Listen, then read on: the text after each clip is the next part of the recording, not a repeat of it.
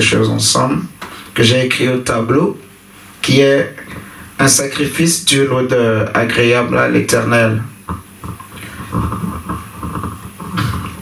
Le mardi passé, quand on avait fini la prière, quand j'étais rentré, mon esprit était fortement dirigé à aller lire le livre de Lévitique. Et c'est là que j'ai compris pourquoi le Saint-Esprit voulait que je lise ce livre. Donc nous allons partager ensemble ce soir. Le livre de Lévitique, comme son nom l'indique, Lévitique, ce mot vient du nom Lévi, donc de la tribu de Lévi. C'est, je crois, comme on le sait, une tribu que Dieu avait choisie en Israël pour le servir. C'est la tribu, on va dire, sacerdotale, la tribu qui a reçu le sacerdoce, qui a été mise à part par le Seigneur. Donc, le livre de Lévitique parle du sacerdoce en fait, des règles, des ordonnances, des lois, des prescriptions concernant le sacerdoce. Et la Bible dira dans Apocalypse chapitre 1 au verset 6 que Jésus a fait de nous des rois et des sacrificateurs. Amen. Donc, nous sommes rois, nous avons des couronnes, nous avons l'onction royale, nous avons reçu la capacité, en tout cas en Christ, nous régnons avec Jésus, en Dieu, depuis les cieux, depuis, on va dire, la montagne de Sion, le sommet de la montagne de Sion, au-dessus de toutes choses, en Jésus. Mais nous sommes aussi à la fois sacrificateurs, comme Christ. Jésus est à la fois le roi des rois, mais il est aussi le souverain sacrificateur. Alléluia. En fait, pour servir Dieu, il faut être un sacrificateur. Il faut avoir reçu ce sacerdoce. En parlant de Aaron, la Bible dira que personne ne peut s'attribuer cette dignité s'il ne l'a reçu de Dieu. Amen. Donc, c'est Dieu qui donne la capacité. Nous allons parler un peu de cela. Un sacrifice d'une odeur agréable à l'Éternel. Si nous prenons nos Bibles dans Lévitique, au chapitre 1, le verset 1 à 3 d'abord nous dit quelque chose. Et nous allons essayer de partager autour de cela. Merci Seigneur Jésus. Nous te bénissons. Sainteté à ton nom, ô Dieu. Seigneur, sois sanctifié ce soir. Au nom de Jésus dans nos cœurs. L'Éternel appela Moïse à partir du verset 1, chapitre 1 du livre de Lévitique. De la tente d'assignation, il lui parla et dit: parle aux enfants d'Israël et dis-leur, lorsque quelqu'un d'entre vous fera une offrande à l'Éternel, il offrira du bétail, du gros ou du menu bétail. Si son offrande est un holocauste de gros bétail, il offrira un mâle sans défaut. Il l'offrira à l'entrée de la tente d'assignation devant l'Éternel pour obtenir sa faveur. Donc, la première des choses à laquelle le sacrifice sert, c'est pour obtenir la faveur de Dieu. Pour obtenir la faveur de Dieu. On peut le dire autrement, pour avoir accès à la présence de Dieu. Donc, vous pouvez imaginer que en ce temps-là, pour rentrer en communion avec Dieu, les enfants d'Israël, en gros, devraient utiliser des sacrifices. Et en fonction du type de ce sacrifice, de la taille, du sexe de l'animal, c'était pas au même endroit qu'il fallait le sacrifier, c'était pas de la même façon aussi qu'il fallait l'offrir. Là, nous parlons juste de l'Holocauste. Mais après, il y a aussi les sacrifices qu'on appelle les offrandes, qui sont des dons. Il y a aussi les sacrifices d'action de grâce, ainsi de suite. Vous voyez? Là, c'est juste les holocaustes. Mais en parlant des holocaustes, si c'est un gros bétail, si c'est un menu bétail, c'est pas de la même manière, c'est pas au même endroit. Donc, nous n'allons pas tout lire, mais vous voyez que dans le verset 3, on nous dira que il faut l'offrir à l'entrée de la tente d'assignation si c'est un gros bétail. Et le but, c'est pour pouvoir obtenir la faveur de Dieu. On entend ici par obtenir la faveur de Dieu, en fait, entrer en communion avec Dieu, entrer dans la présence de Dieu, avoir un accès dans la présence de Dieu, être en fait en souvenir devant Dieu. Donc vous imaginez dans le passé, selon la loi de Moïse, pour entrer en présence de Dieu, il faut amener un sacrifice. Il est écrit quelque part que tu ne viendras pas devant le Seigneur, l'Éternel ton Dieu, les mains vides. Amen. On ne vient pas dans la présence de Dieu les mains vides. On ne vient pas voir un Dieu, en tout cas un esprit. Pour entrer en communion, normalement avec un esprit, il faut un sacrifice. En fait, il faut un autel. Pour parler plus terre à terre, il faut un autel. Et le sacrifice, c'est l'image de l'autel. En fait, c'est le point de contact de l'autel. Parce que le sacrifice, on l'offre sur un autel. Amen. On le met sur un autel. On va le brûler sur un autel. Si nous lisons par exemple le verset... Bon, on va aller jusqu'au verset 9. Si nous lisons la suite. Il posera sa main sur la tête de l'holocauste qui sera agréé de l'Éternel pour lui servir d'expiation. Vous voyez? Donc, pour obtenir le pardon du péché, il égorgera le veau devant l'Éternel et les sacrificateurs, fils d'Aaron, offriront le sang et le répandront tout autour sur l'autel qui est à l'entrée de la tente d'assignation. Il dépouillera l'holocauste et le coupera par morceaux. Les fils du sacrificateur Aaron mettront du feu sur l'autel et arrangeront du bois sur le feu. Les sacrificateurs, fils d'Aaron, poseront les morceaux, la tête et la graisse sur le bois mis au feu sur l'autel. Il lavera avec de l'eau les entrailles et les jambes, et le sacrificateur brûlera le tout sur l'autel. C'est un holocauste, un sacrifice consumé par le feu, d'une odeur agréable à quoi? À l'Éternel. Donc c'est un sacrifice en fait qui est entièrement brûlé par le feu, consumé par le feu. Il y a par exemple les offrandes, on prend une partie qu'on va offrir à Dieu, le reste c'est les sacrificateurs qui prenaient.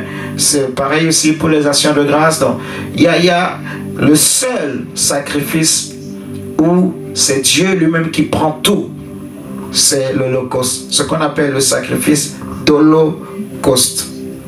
Alléluia. Donc, pour recevoir l'expiation, il faut apporter un sacrifice d'holocauste. Il faut un animal. Vous imaginez tous les péchés qu'on commet. Ésaïe, le prophète, dira que la main de l'Éternel n'est pas trop courte, mais ce sont vos péchés, vos crimes qui mettent une séparation, un mur entre vous et Dieu. Amen. Donc Dieu avait donné donc la loi aux enfants d'Israël au travers de Moïse pour qu'ils puissent s'approcher de lui. Mais nous voyons que ce n'était pas facile en fait. Ce n'était pas simple pour s'approcher de Dieu.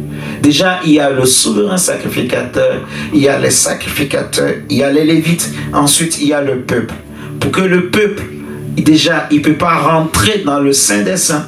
Il n'y avait que le souverain sacrificateur qui pouvait y rentrer une seule fois. Amen. Et pour que le peuple puisse s'approcher de Dieu, il ne doit pas venir les mains vides.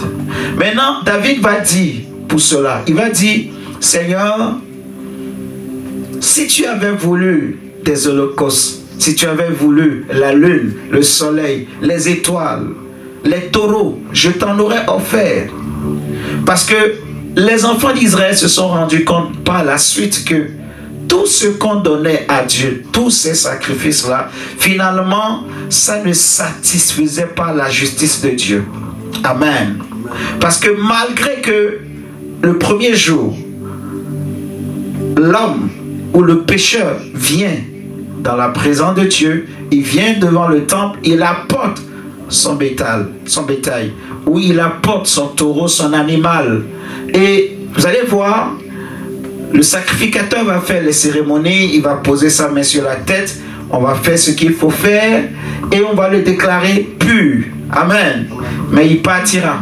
Quelques jours après, le même péché pour lequel il était venu apporter un sacrifice à Dieu, il va retomber dans le même péché. Amen. Suivons très bien. Donc, il est obligé de revenir encore, d'apporter encore un sacrifice. Alléluia. Et c'est toujours comme ça, en fait. Et les gens ont constaté, ils ont compris que, en fait, ça n'arrangeait pas la justice de Dieu. David dit dans le psaume 50 ou 51 que si tu avais voulu les sacrifices de taureaux, de bœufs, d'animaux, tout ça, je t'en aurais offert. Regardons le psaume 50. Et on va voir aussi le psaume, je crois, 36, si je ne me trompe pas là. D'abord,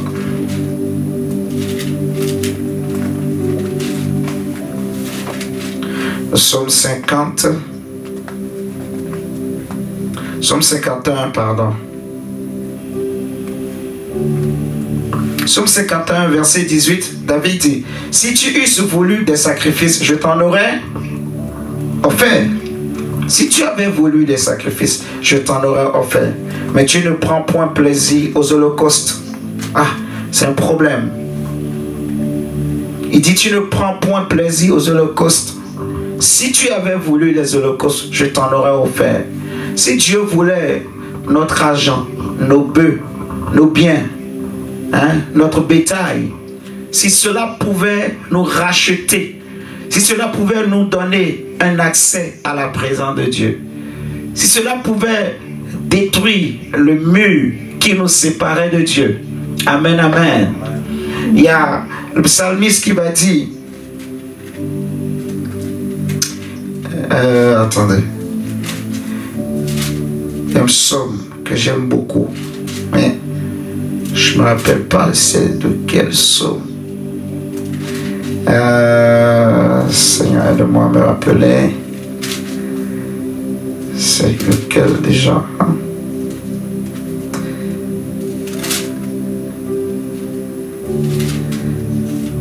Est-ce que c'est pas 36, comme je disais tout à l'heure? 36 dit quoi? Non, c'est pas lui.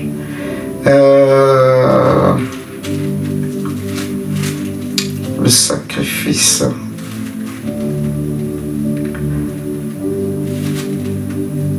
Ouais, je vais le trouver. Psaume 49. Merci. Psaume 49. J'aime beaucoup ce psaume. Beaucoup, beaucoup. Parce que ce psaume, franchement, il y a le profond. Il est dit dans le verset, à partir du verset 6 même. Il dit, pourquoi craindrai-je au jour du malheur lorsque l'iniquité de mes adversaires m'enveloppe?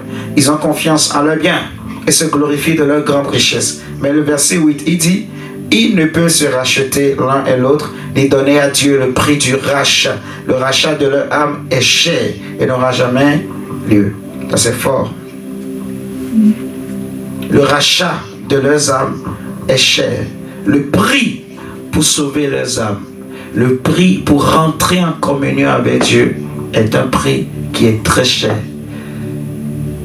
Finalement, les enfants d'Israël ont compris que les cérémonies et les sacrifices qu'on offrait à Dieu, en fait, ça n'ôtait pas le péché.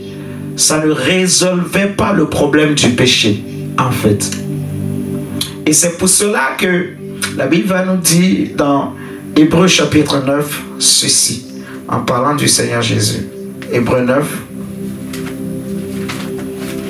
Si nous regardons Hébreux chapitre 9,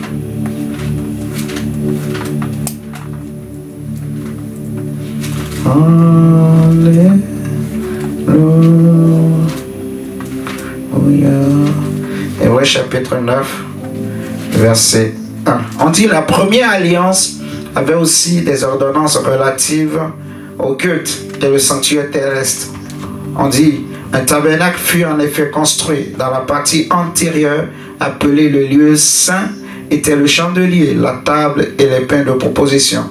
Derrière le second voile se trouvait la partie du tabernacle appelée le Saint des Saints, renfermant l'autel d'or pour les parfums et l'arche de l'alliance, entièrement recouverte d'or. Il y avait dans l'arche un vase d'or contenant la manne, la verge d'Aaron qui avait fleuri et les tables de l'alliance. Déjà, nous avons compris que tous ces sacrifices que les enfants d'Israël apportaient à Dieu, bien que Dieu a dit à Moïse que c'est un sacrifice d'une odeur agréable à l'Éternel, finalement, ce n'était pas un sacrifice dont l'odeur était réellement agréable à Dieu. Parce que si l'odeur était réellement agréable à Dieu, Dieu n'allait plus se rappeler des péchés. Alléluia. Vous êtes en train de comprendre jusque-là. C'est pour cela, dans la suite de ce que nous sommes en train de lire, vous allez comprendre que la loi parlait simplement en fait de l'image des choses éternelles, des choses véritables que le Christ viendra accomplir pour nous en fait. Suivant, lisons la suite à partir du verset 5, on est au verset 5. On dit: au-dessus de l'arche étaient les chérubins de la gloire, couvrant de leur ombre le propitiatoire. Ce n'est pas le moment de parler en détail là-dessus. Or, ces choses étant ainsi disposées, les sacrificateurs qui font le service entrent en tout temps dans la première partie du tabernacle, et dans la seconde, le souverain sacrificateur seul entre une fois par an, non sans y porter du sang qu'il offre pour lui-même et pour les péchés du peuple. Verset 8. Le Saint-Esprit montrait par là que le chemin du lieu très saint n'était pas encore ouvert, tant que plutôt le premier tabernacle subsistait. C'est une figure pour le temps actuel où l'on présente des offrandes et des sacrifices qui ne peuvent rendre parfait sous le rapport de la conscience, celui qui rend ce culte. Vous voyez? Donc le problème est là, la conscience.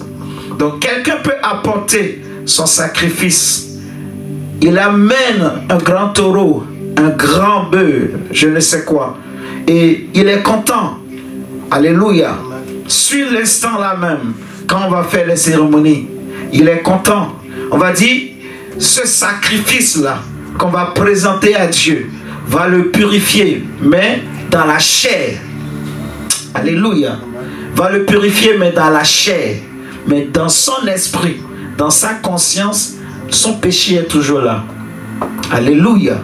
Regardons. C'est pour cela l'auteur de l'Épître aux Hébreux nous dit que sous le rapport de la conscience, ces sacrifices et ces offrandes ne pouvaient pas rendre parfait. Amen.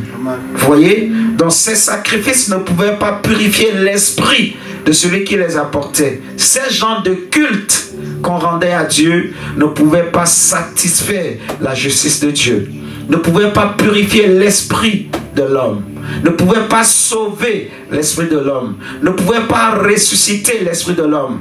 Parce que le problème, c'est ça. C'est que Dieu étant esprit, c'est Jésus qui nous dit dans Jean 4 que Dieu est esprit et qu'il faut que ceux qui l'adorent en esprit et en vérité. Nous avons vu dans Romains que Dieu, en fait, on dit que ceux qui vivent ou qui marchent selon la chair ne peuvent plaire à Dieu. La chair ne peut pas communier avec Dieu. Dieu ne parle pas à la chair. Jamais. Dieu parle aux esprits. Amen. Donc quand Dieu veut parler à l'homme, il parle à son esprit. La parole de Dieu s'adresse à notre esprit. Amen. Tout ce qui est écrit dans la Bible est écrit à notre esprit. C'est comme une lettre que Dieu écrit, non pas à notre âme ou à notre corps, mais à notre esprit.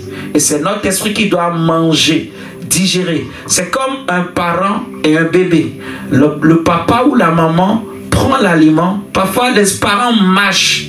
Ils mâchent. On dit, ouais, mâcher. On mâche et ça devient un peu pâteuse. Et c'est là qu'on donne maintenant à manger à l'enfant. Vous connaissez ça, non? Alléluia. C'est ce que l'esprit fait par rapport à l'âme, en fait.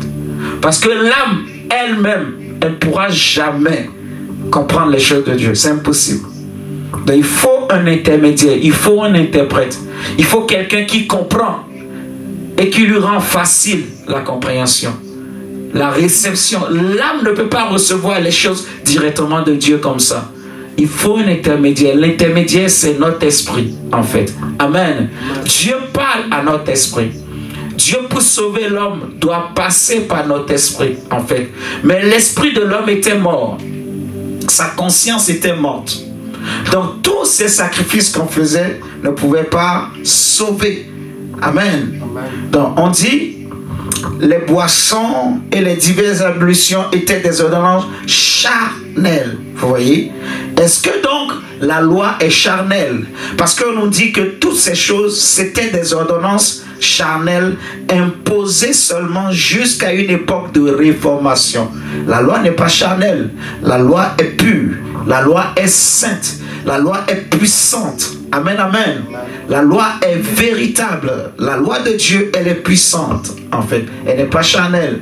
Mais ces pratiques-là que Dieu demandait de faire selon la loi, c'était des pratiques qu'on faisait pour la chair. Ça satisfaisait, en fait, ça purifiait l'homme dans la chair. Parce que tant que l'esprit qui avait un problème, qui était mort, n'était pas ressuscité, n'était pas réveillé, n'était pas transformé, en fait, toutes ces choses n'auront aucune valeur. Amen, amen. Regardons la suite. On dit au verset 11 que « Mais Christ est venu comme souverain sacrificateur des biens à venir. Il a traversé le tabernacle plus grand et plus parfait, qui n'est pas construit de main d'homme, c'est-à-dire qui n'est pas de cette création. » Donc tout ce que je pouvais apporter à Dieu, je peux faire des efforts. Vous voyez? Paul va dire par exemple dans Romains 12, « Je vous exhorte, frères, à offrir vos corps à Dieu comme un sacrifice vivant, ce qui sera de votre part un culte raisonnable. » Et c'est dernièrement que moi aussi j'ai compris encore davantage ce que ce verset veut dire. Et nous allons partager tout à l'heure. Donc imagine quelqu'un qui donne tout à Dieu, qui donne tous ses biens à Dieu, mais dont la conscience est morte. Un homme ou une femme dont la conscience, en fait, est toujours dans le péché. Ou je dirais que un homme qui est toujours conscient de son péché.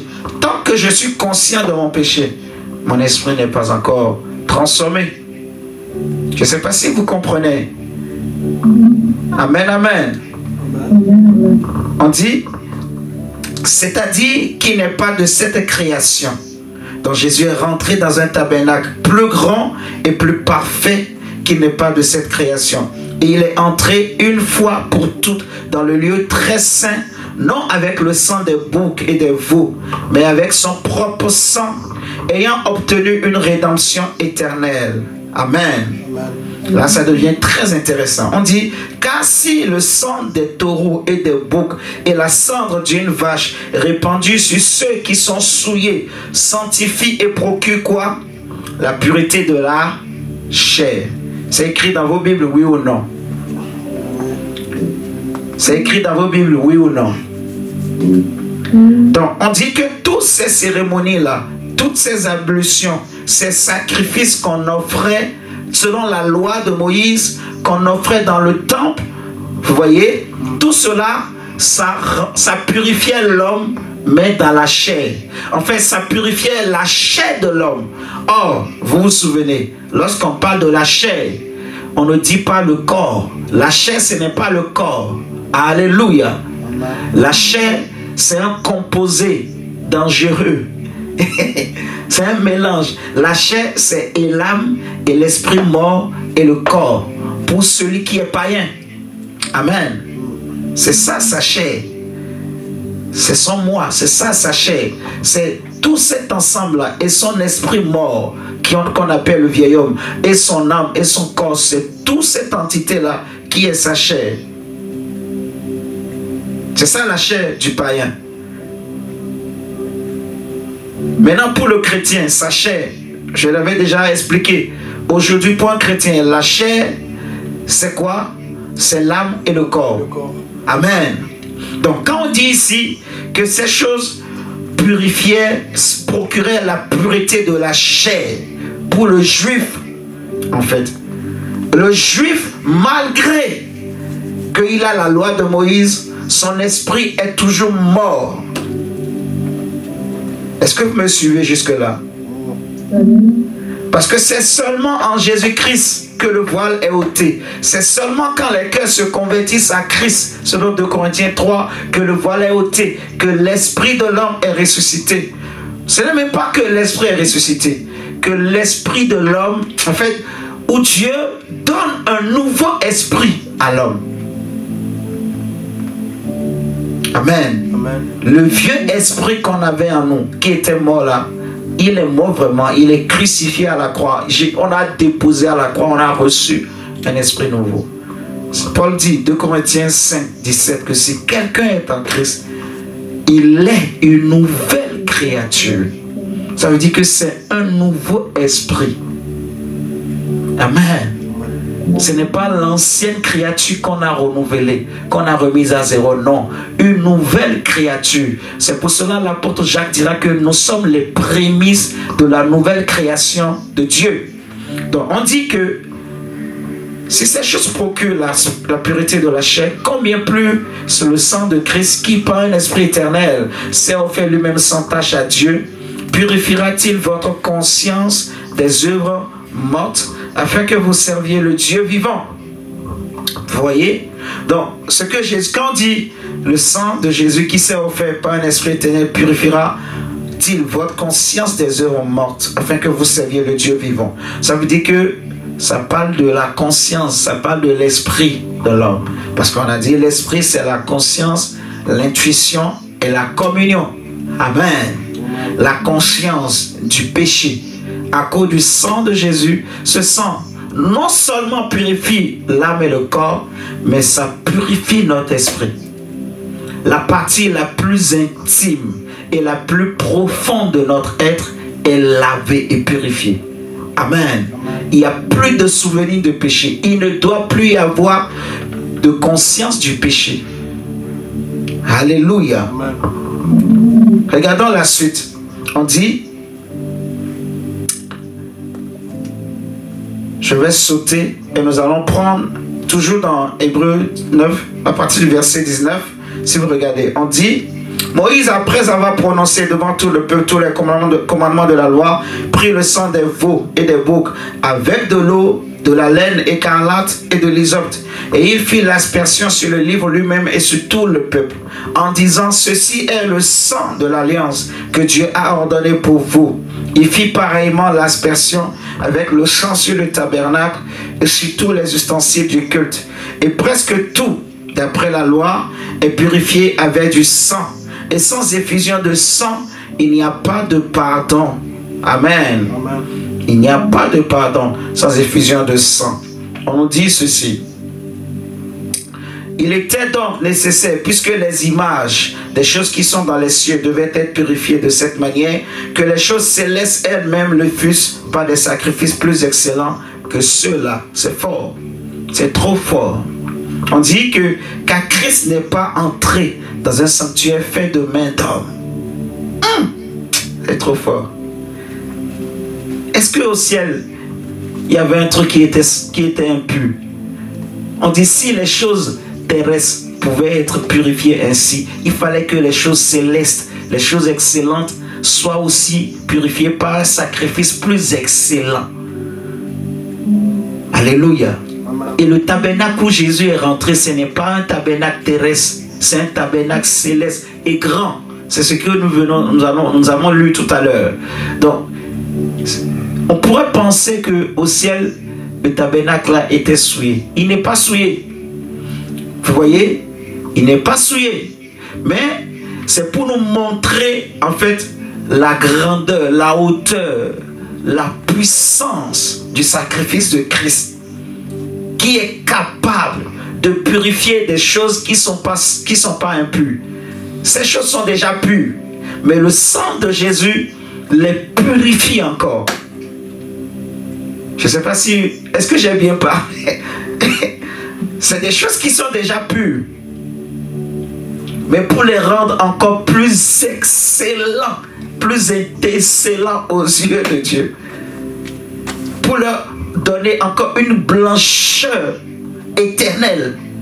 Ce sang-là. Et elle est allée là-bas et il les a tous purifiés. Le sang est rentré dans ce tabernacle. Il a purifié les autels. Il a purifié tous les chandeliers, les rideaux, tout ce qui était là était purifié par le sang de Jésus. Tout le tabernacle. Alléluia. Amen. Suivant la lecture, vous allez voir. On dit, car Christ n'est pas entré dans un sanctuaire fait de main d'homme, en imitation du véritable, mais il est entré dans le ciel même, afin de comparaître maintenant pour nous devant la face de Dieu. Et ce n'est pas pour s'offrir lui-même plusieurs fois qu'il y est entré, comme le souverain sacrificateur entre chaque année dans le sanctuaire avec du sang étranger. Autrement, il aurait fallu qu'il eût souffert plusieurs fois depuis la création du monde.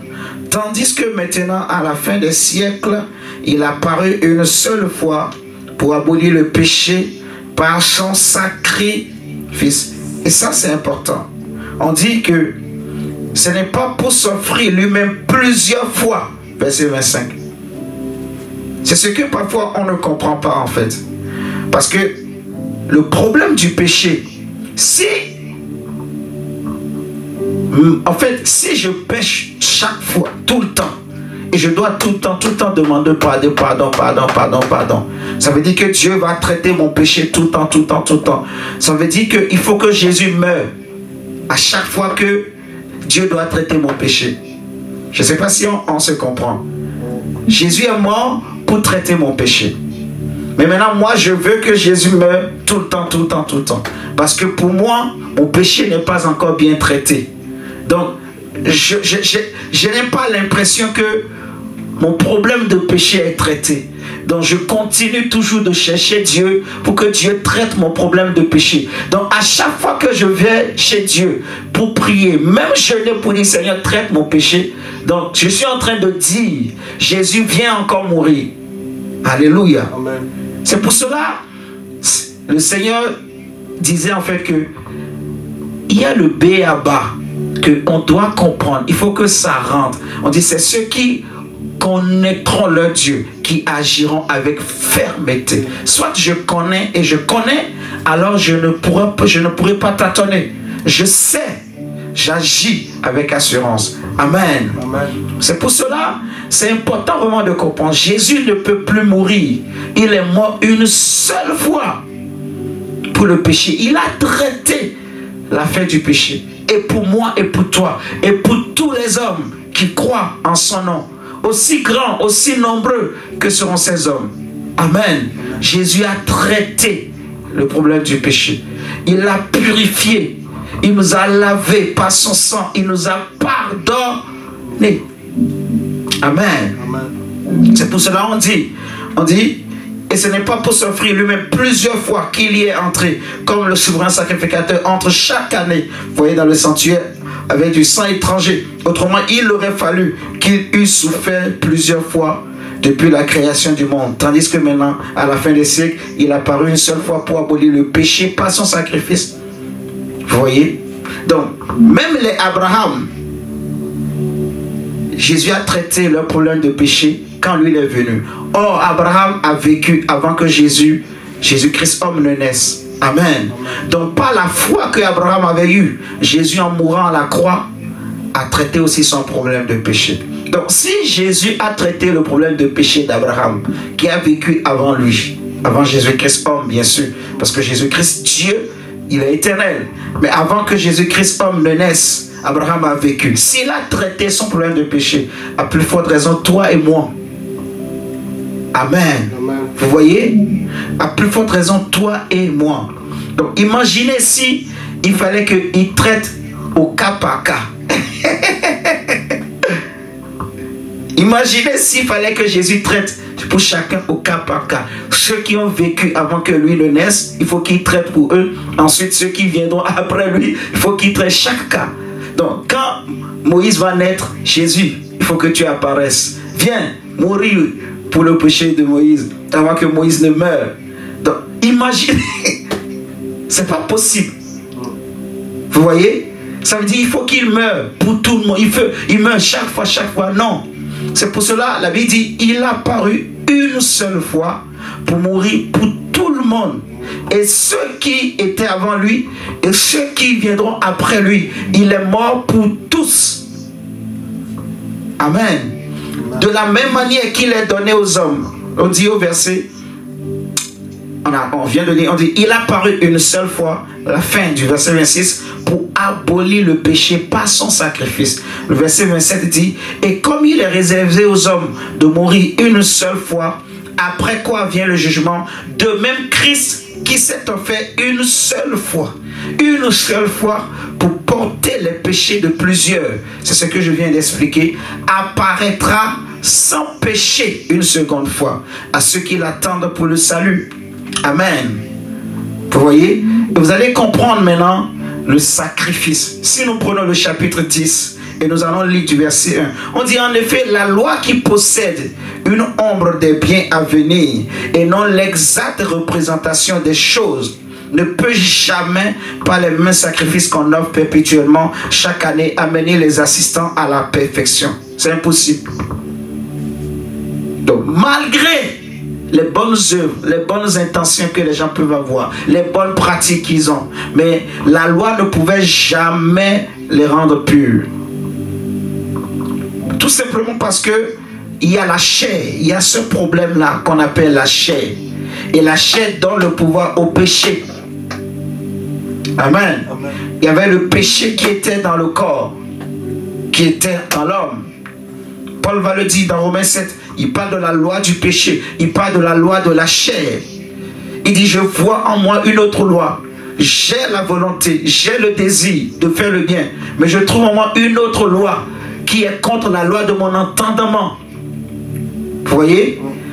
Qui est contre la loi de mon entendement et qui me pousse à obéir à la loi du péché, qui m'oblige à me soumettre.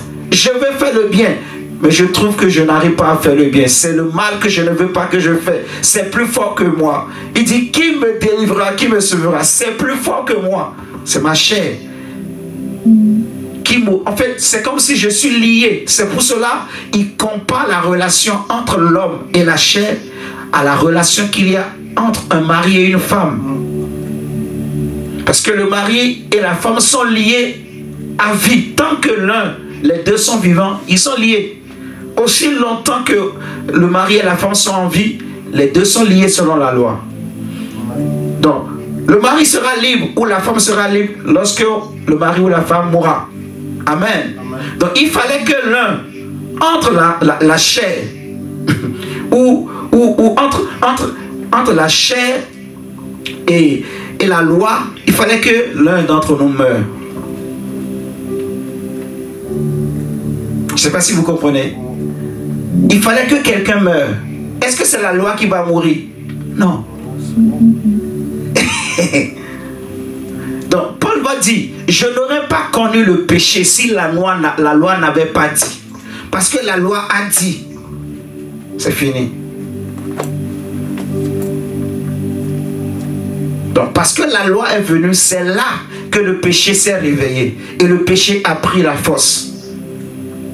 Donc, même si Christ m'a délivré du péché, mais à cause de la chair qui est là, si ma chair est en vie, et c'est fini. Tant que la chair est en vie, c'est comme une femme et son mari.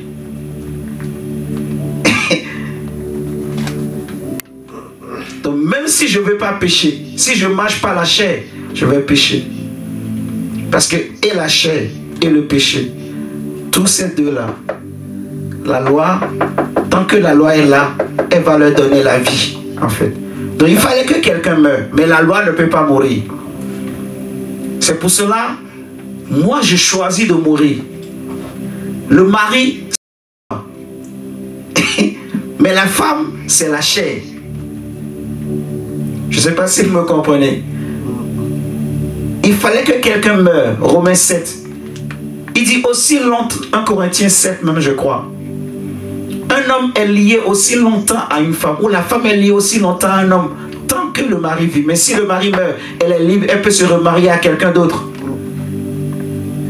C'était qui la femme? Quand Paul prenait cette image, la femme là c'était la chair.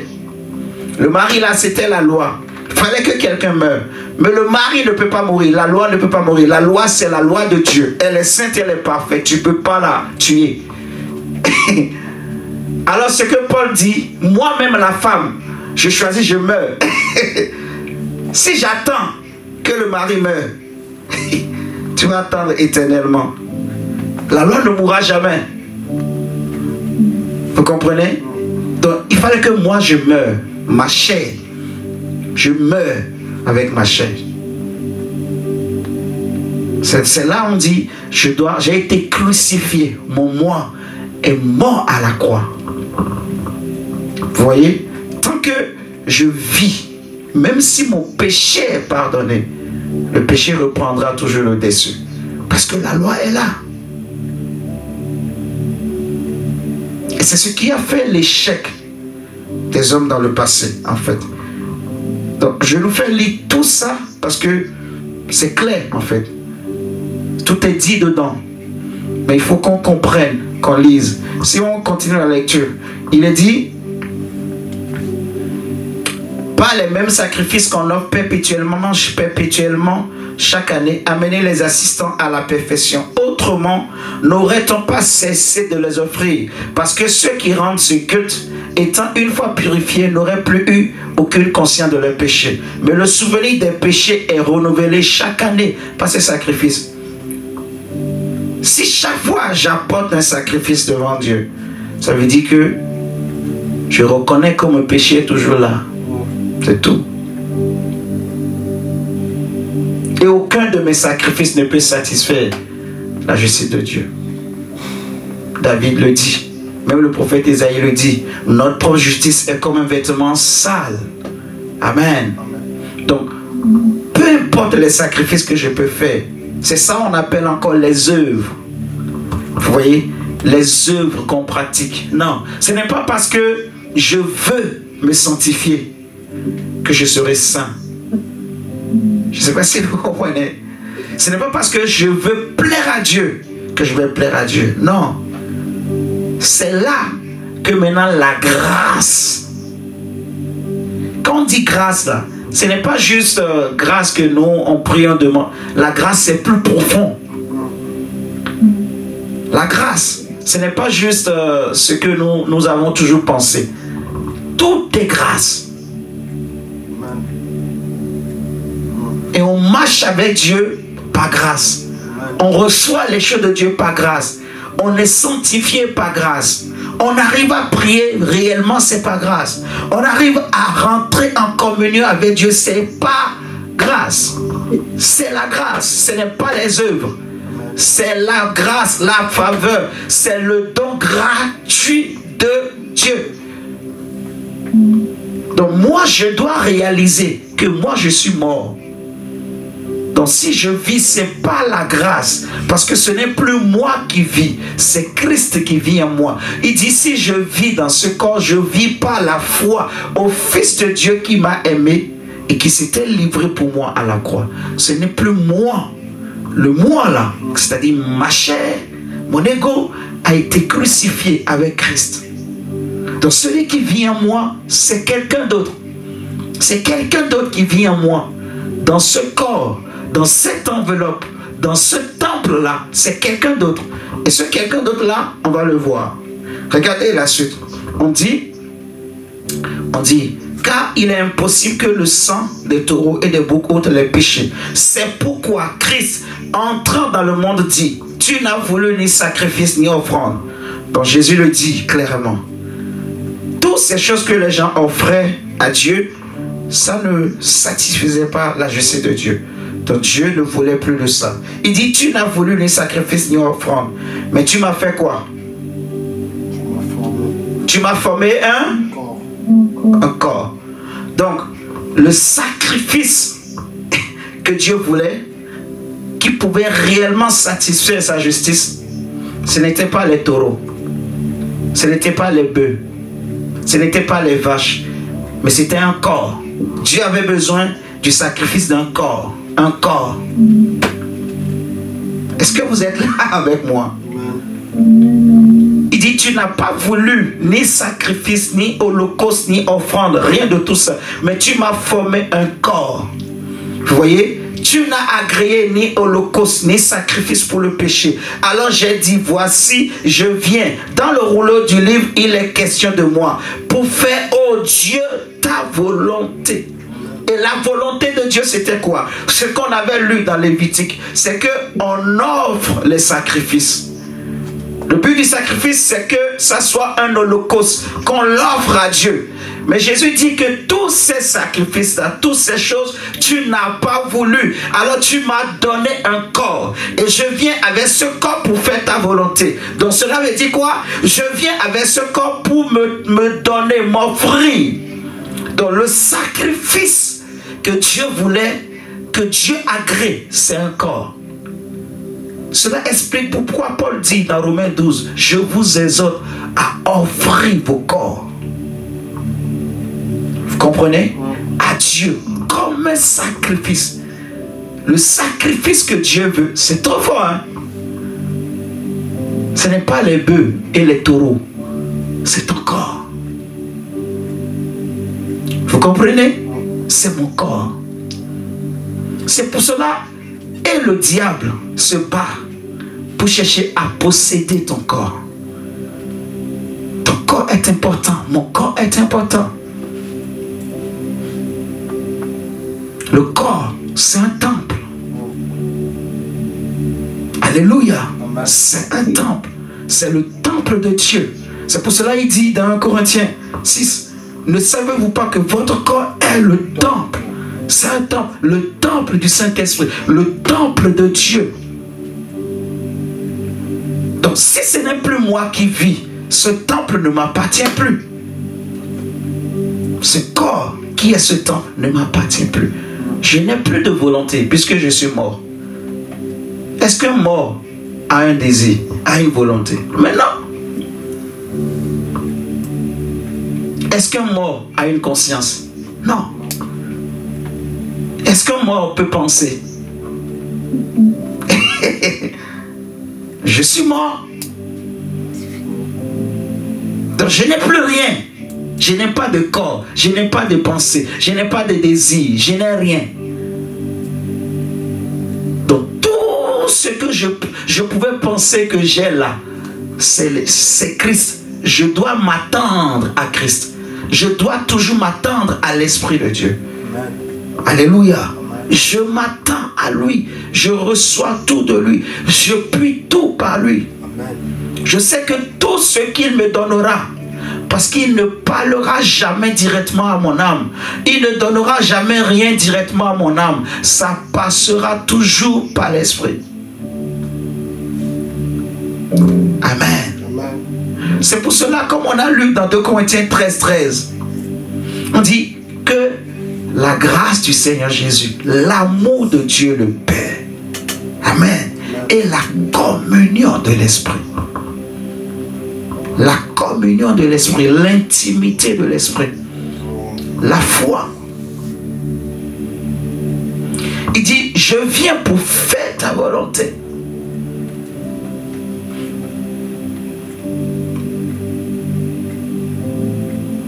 Le sacrifice d'une odeur agréable à Dieu, c'est le corps de Jésus. C'est le corps de Jésus.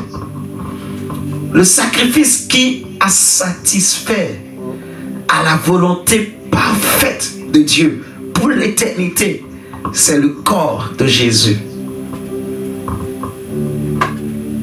Le sacrifice qui a remplacé tous les autels d'Abraham, d'Isaac, de Noé, toutes ces choses, c'est le corps de Jésus qui a été crucifié à la croix, immolé, et moi dedans, et toi dedans, nous tous dans ce corps-là. Amen. Nous tous dans le corps de Jésus, comme on vient de lire. Il a porté les péchés de plusieurs, comme on vient de lire. Nous tous, on était là. Par substitution, il a pris notre place à la croix. C'est la foi. Amen. Amen. On va s'arrêter là pour ce soir. Rendons grâce à Dieu de ce qu'il nous a rendu capables d'avoir part à l'héritage des saints dans la lumière. Il nous a transportés des ténèbres dans le royaume de lumière de son Fils Jésus-Christ. Il nous a donné la grâce de le connaître. Il a répandu son amour sur nous. Il nous a donné de communier avec lui. Parce que si les hommes devraient payer des prix dans le passé pour entrer en communion avec Dieu, aujourd'hui, en Christ, la Bible dit que nous avons la liberté. Si dans le passé, l'accès au lieu très saint était fermé, comme on vient de le lire, parce que Jésus est mort, par son sacrifice, par son corps, il a inauguré pour nous une route nouvelle. La Bible dit qu'en lui, nous avons la liberté d'entrer dans la présence de Dieu. Alléluia. Amen. Les autorités et les dominations connaîtront aujourd'hui par l'Église la sagesse infiniment variée de Dieu. Rendons grâce à Dieu pour son amour et pour sa grâce et pour la communion du Saint-Esprit. Et prions comme Paul priait pour les Éphésiens, que le Seigneur illumine davantage les yeux de nos cœurs et qu'il nous fasse vivre ces choses, qu'il nous fasse comprendre ces choses, qu'il nous aide à comprendre, que nous ne soyons pas ignorants, que le Saint-Esprit nous aide à réaliser et surtout à accepter ce que Dieu dit, que notre foi accepte, que nous soyons conscients, que le Seigneur illumine davantage les yeux de nos cœurs et que nous puissions accepter l'évangile, accepter la mort de Christ, accepter que Jésus ne doit plus mourir, accepter qu'il est déjà mort pour moi, accepter que nous sommes aussi déjà morts avec lui, que Jésus a accompli le sacrifice parfait d'une odeur agréable qui a réjoui le cœur de Dieu. Remercions le Seigneur. Seigneur, nous te remercions pour ton sacrifice parfait à la croix pour nous sauver et nous réconcilier avec toi, nous rapprocher de toi. Seigneur, merci pour ta grâce immense et infinie et pour l'amour de Dieu le Père. Merci pour la communion du Saint-Esprit. Seigneur, nous sommes très très reconnaissants pour cette œuvre que tu as accomplie, non pas pour les animaux. Tu as dit dans Hébreux 2 que Seigneur, puisque les enfants participent à la chair et au sang, Seigneur, toi-même tu as participé. Tu es venu sauver ceux qui étaient retenus dans les liens de la mort par la peur. Tu n'es pas venu, Seigneur, sauver des anges. Tu es venu sauver des hommes. Tu es venu non pas sauver des bois, sauver des pierres, mais tu es venu sauver des hommes créés à l'image de Dieu. Tu es venu mourir pour nous. Non seulement tu es mort pour nous, mais tu es mort pour ceux qui ont vécu avant que tu ne naisses, Jésus-Christ homme. Tu es mort aussi pour tous ceux qui viendront après toi. Tu as prié, Seigneur, dans Jean 17, tu as dit, je ne prie pas seulement pour les disciples qui étaient là, mais je prie aussi pour tous ceux qui croiront en eux, tous ceux qui croiront à leur parole, à leur témoignage en moi, au travers d'eux. Tu as dit, Seigneur, dans Jean 10, que j'ai encore d'autres brebis, plusieurs brebis qui ne sont pas de cette bergerie. Il faut que j'aille les chercher et tous ensemble, ils formeront un seul troupeau. Nous te remercions, toi, notre Dieu, toi qui es sage et qui as pensé à toutes choses d'avance, toi qui as tout planifié, Seigneur. À toi la gloire et l'honneur. Seigneur, nous rendons grâce à Dieu le Père. Nous rendons grâce au Fils et au Saint-Esprit de nous avoir rendus capables. Seigneur, parce que notre capacité nous vient de toi. C'est toi qui nous as rendus capables de connaître ces choses. C'est toi qui nous rendras aussi capables de les vivre en profondeur. C'est toi qui nous rendras capables, Seigneur, de faire, oh Dieu, ta volonté. Comme Jésus a dit, je viens, oh Dieu, pour faire ta volonté. Seigneur, c'est toi qui nous rends capables par ta grâce. Seigneur, c'est toi qui répands l'amour de Dieu dans nos cœurs par ton Saint-Esprit. C'est toi qui nous exerces à la communion avec l'Esprit. Et Seigneur, comme nous avons prié hier à l'intercession, nous te demandons pardon. Nous regrettons toutes les fois que nous avons avons attristé ton Saint-Esprit. Que Seigneur, toutes les fois que nous avons combattu cette volonté de Dieu, au lieu de l'accomplir, oh Dieu, Seigneur, mais nous nous engageons. Nous voulons être, Seigneur, des vases d'honneur. Nous ne voulons pas être de ceux qui conduisent le Saint-Esprit ou ceux qui cherchent à conduire le Saint-Esprit, mais nous voulons être de ceux qui se laissent conduire et diriger par le Saint-Esprit. Nous voulons être des vases utiles et non des vases vils. Seigneur, utilise-nous. Tu peux nous utiliser. Tu peux te servir de nous pour rendre gloire à ton nom, pour glorifier ton nom. Fais de nous, Seigneur, des témoins, oh Dieu, de ta résurrection, avec puissance et force. Seigneur, avec une grande grâce, de sorte que, Seigneur, ton nom soit glorifié dans les nations. Ton nom soit glorifié dans cette génération. Merci pour ta faveur. Merci pour aujourd'hui. Merci pour cette journée. Merci pour les victoires. Merci, Seigneur Jésus, pour ta fidélité, pour ta justice, pour la force et le courage que tu nous donnes. Oh Dieu, nous te bénissons. Que ton nom soit élevé, que ton nom soit honoré, que ton nom soit glorifié. Merci, Seigneur Jésus. Amen. Amen. Amen. Merci, Seigneur. Nous allons nous arrêter.